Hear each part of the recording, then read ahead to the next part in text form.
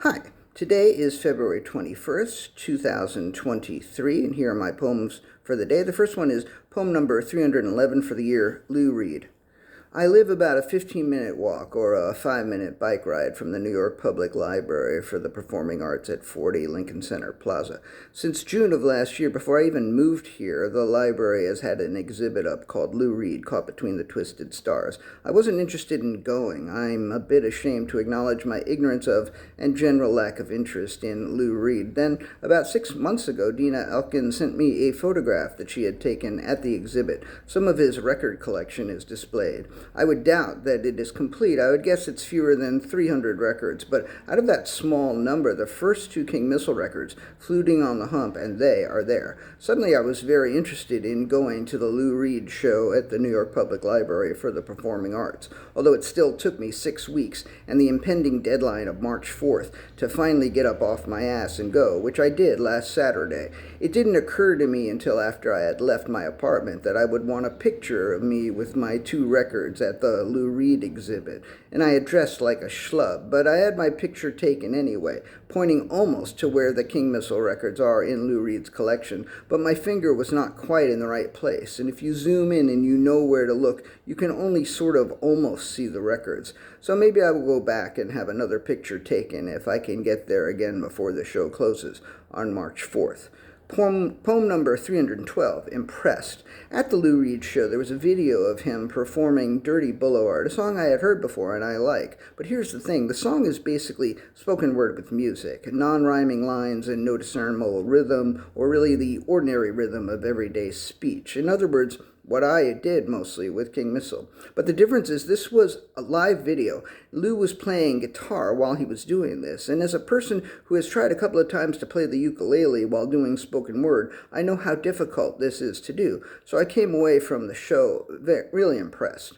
I once tried to do the spoken word part of King Missile's Heaven on a Zoom show a few years ago, and I barely got through it. And I tried to do Detachable while playing it when I did a retrospective of my work at the Satanic Temple in Salem, Massachusetts in 2021. I stopped and put down the uke after less than a minute.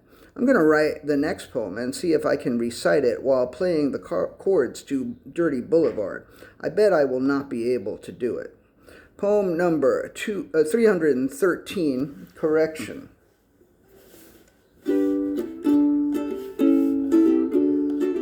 Today must be the day for catching up on everything that went down over the long weekend. Because here's something that happened yesterday and the day before yesterday. The day before yesterday, the New York Times published an obituary Sal Piro. I read it late Sunday night, and I noticed it contained an error. So I wrote an email to the editor, to whom it may concern. The recent obituary of Sal Piro contains an error. Sal Piro played the Rocky Horror MC in the Alan Parker film Fame, and not the television series based on that movie. The next morning, which was like yesterday, the Times was like, quote, a correction was made on February 20th, 2023. An earlier version of this obituary referred incorrectly to one of Mr. Piro's acting credits. He appeared in the 1980 movie Fame, not in the later television series based on that movie. And I was like, I did that.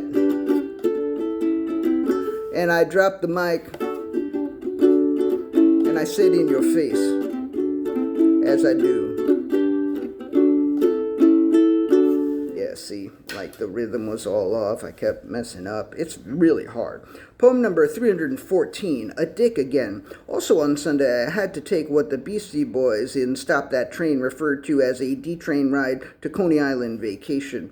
Okay, really, I was just visiting a friend, but I'm there on the platform, and the D pulls in, and I'm like, That car's too full, even if I have a mask on. But I'm like, I have enough time to hustle over to the next car. But the motherfucking conductor closed the doors like 5 seconds after he opened them. I was headed to the car right behind him, and he looked right at me, and he closed the fucking doors right on me. I was stuck in there, and he had to fucking open the doors and let me in, which he did. But I was like, motherfuck. And at almost every stop, he did the same fucking thing. He would open the doors, quickly announce the stop, and then close the door again, like immediately. So I had a long ride, so I started making little videos on my phone. I think I made 6 or 7 of them. And I Googled how long they're supposed to keep the doors open, and the MTA mandates 30 seconds, which is stupid. That's like a year. I would say mandate 15 seconds at most. But this motherfucker was closing the doors 6 or 7 seconds, or maybe even less after opening them. And that's fucking crazy. At Stillwell Avenue, I recorded the doors opening, and then I shot the conductor. Not in the face, like he fucking deserved it. I mean with my phone.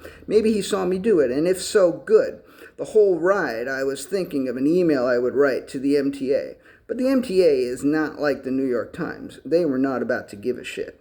And last poem for the day is poem number 315, The Wonder Ring. The night before last, I watched The Wonder Ring by Stan Brakhage. It's a film he made while sitting on the 3rd Avenue L shortly before it was torn down. And I was like, fuck me, this is kind of like those little videos that I shot earlier today of the doors opening and closing on the D train. Of course, it wasn't really. The Wonder Ring is beautiful. At best, my little videos are amusing and maybe a bit surprising, while The Wonder Ring is beautiful. Because of course it is. It's Stan Brakhage.